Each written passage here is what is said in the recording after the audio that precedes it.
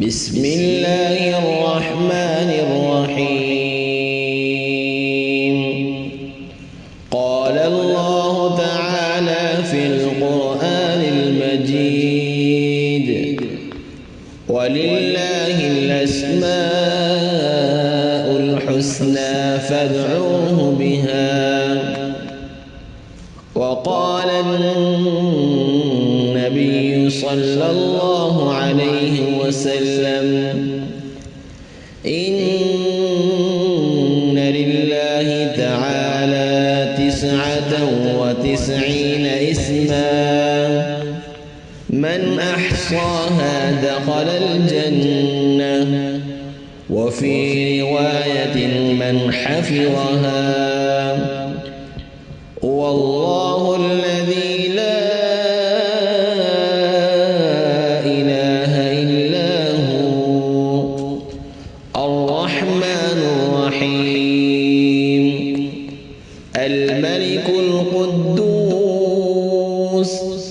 السلام المؤمن المهيمن، العزيز الجبار المتكبر، الخالق البارئ، المصور الغفار، القهار الوهاب،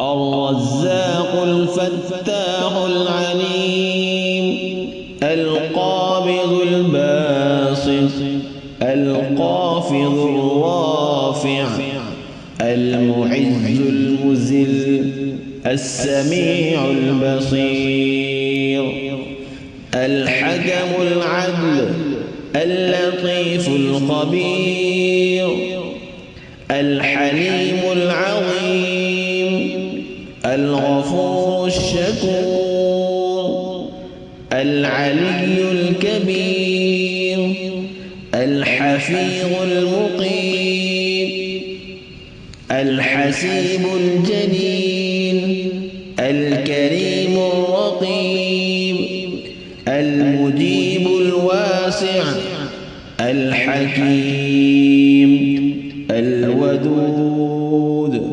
المجيد، الباعث، الشهيد، الحق، الوكيل، القوي المتين، الولي الحميد، المحصي، المبدي، المعيد، المحيي، المميت، الحي القيوم، الواحد الأحد، الواجد الماجد، القادر المقتدر، المقدم المؤخر، الأول الآخر، الظاهر الباطن، الوالي المتعالي، البر التواب، المنتقم، العفو الرؤوف، مالك الملك ذو الجلال والإكرام، المقسط الجامع، الغني المغني، المانع الضار، النافع، النور الهادي، البديع الباقي، الوارث الرشيد، الصبور.